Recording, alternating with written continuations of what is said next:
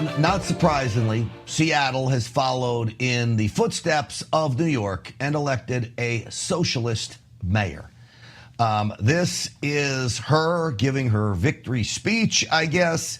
Newly elected Seattle Mayor Katie Wilson. There is an awful lot that I want to accomplish as mayor. I want everyone in this great city of ours to have a roof over their head. I want universal childcare and free K-8 summer care. I want world-class mass transit. I want great, safe public spaces where kids can run around with abandon. She's got no business being mayor. I think she makes $75,000 working for a nonprofit. Modest salary, never run anything in her life, just like Mom Donnie. But I want to bring in the host of the behavior panel on YouTube and former military interrogator, our friend, the body language and behavior expert, Greg Hartley, is with us. Greg, welcome to the program. And I guess I'll just ask you, what do you make of her comments there, and what do you see? Well, I think you could set it to music. You know, puppies and kittens and warm winter mittens. What she's doing is giving you a Christmas list of things she would like. We don't hear any action. If you look at her, it's really rehearsed. You can hear the in her mouth as she hits the moment she's there. This is just a speech that's rehearsed. There's no action to it. There's no real body language other than her just talking to her base. I was going to ask you, the weird thing she's doing with her mouth, does that tell you anything at all? Well, she's finished the topic she wants to say. When you do that lip compression, that's ending that. It's a punctuation for some people. Often we'll see it when people are in trouble, like when Wiener was in trouble. You see him going, that's withholding information or withholding emotion. But in this case, I think it's just that's punctuation for her because she's working through a prepared speech. You see it all the time. Okay. Next one on the hit parade. We haven't done, I don't know if we've done Michelle Obama in a while, but she's complaining. I can't wait to hear the soundbite. I have not heard it, but she's complaining about apparently white folks that are trapping black people in hair standards. I honestly don't even know what this means, but here's Michelle Obama. And we run away from the water. People won't go to the gym because we're trying to keep our hair straight for y'all. It is exhausting and it's so expensive and it takes up so much time. Braids are for y'all so we can work harder and focus on the work. Greg, I just have to make my own little commentary. No white person is demanding that black people have straight hair. It's not happening. If black people want straight hair, that they're doing it on their own. But I'll let you take it away here on that. Well, I'll trade with you, sister, is my first line. You know what to say. But yeah. At the end of the day, what she's doing is she's playing to her base. Watch her. She has those long, drawn vowels. She's pulling people toward her. This is just her talking. This is entertainment as much as anything for her. If you don't believe it, listen to when she does one of those long, drawn-out pulls and she's pulling somebody back and she turns and looks at this other person sitting on stage. This is all, I wouldn't say it's choreographed, but it's damn near choreographed. I was going to say, is there a way to figure out whether she actually believes this? Like, how do you actually tell that this is just literally red meat to the base? Which I will tell you, I engage in that every now and then. I'll say, hey, this is a story. This is red meat for Stinchfield's army. Let's go. Let's roll. But well, and there's nothing wrong with it, right?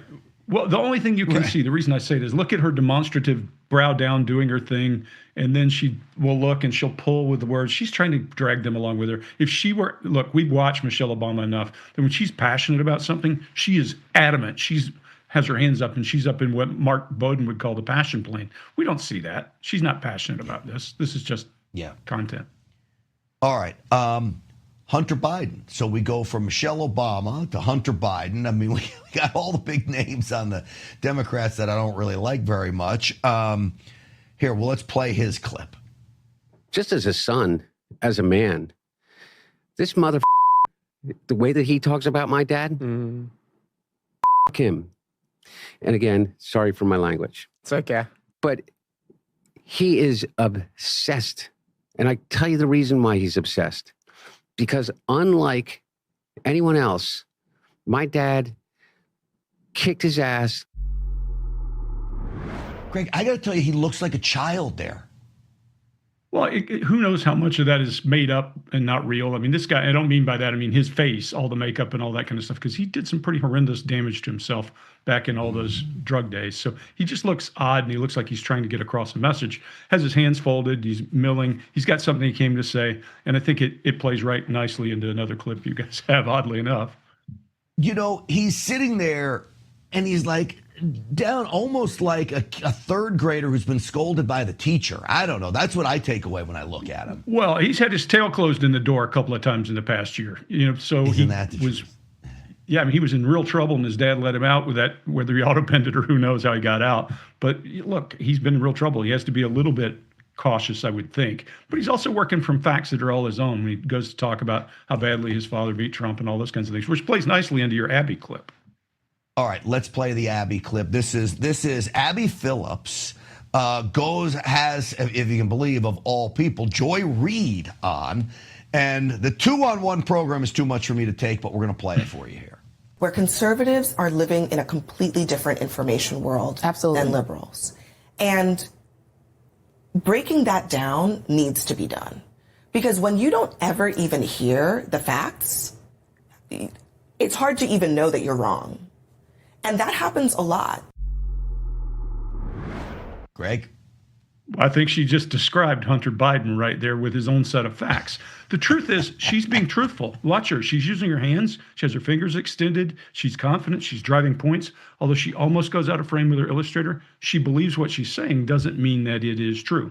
And so just because she believes that you passionately need to follow the right facts doesn't mean she's following the right facts. One of the basics in manipulation of any kind, whether it's interrogation or psyops or any of that, is a half-truth. If you feed a half-truth, then you can twist it and bend it. But if you have unvarnished truth in front of people, it's really hard to bend the facts. As an interrogator, I want to give you something that I can twist.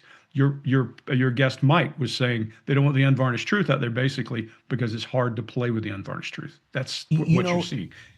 It's interesting because how you said she's being truthful, at least she believes what she's saying. I get that from her on her CNN show. So you have fire breathers that I know are literally lying to the American people. She's sitting next to one, that Joy Reid, by the way. My assessment of Abby Phillips, and if she's watching this, she's going to be so angry with me, but I actually think she's dumb. I don't think she's a very smart person, and this is why she can't figure out what's really going on.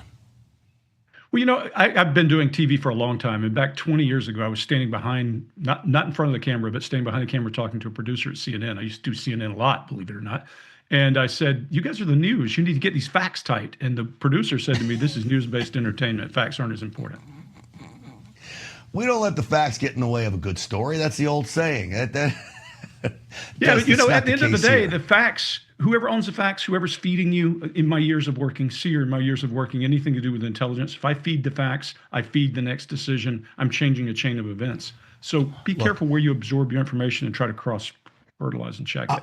I've said in politics, now I'm not advocating for anybody to go out there and lie, but if you have Uber supporters and you're a candidate and they're eating, whatever you say is true and they will believe it. Well, you just have to believe it yourself. It's like the George Costanza. If I believe it's true, it is. I'll leave you one last note. There's a guy named Barry Minkow who was the biggest fraud ever before Bernie Madoff and those guys. And he said fraud is the skin of the truth stuffed with lies because he could get away with it that way. That's the way to think about everything you see. It really is. Greg Hartley, as always, it's so great having you on. Let me tell people where they can find you and your website, readbodylanguage.com. And don't forget the YouTube show, The Behavior Panel. All right, up next, of all of the polio cases on planet Earth, 97% of them were vaccine-induced. Poliomyelitis. That's next.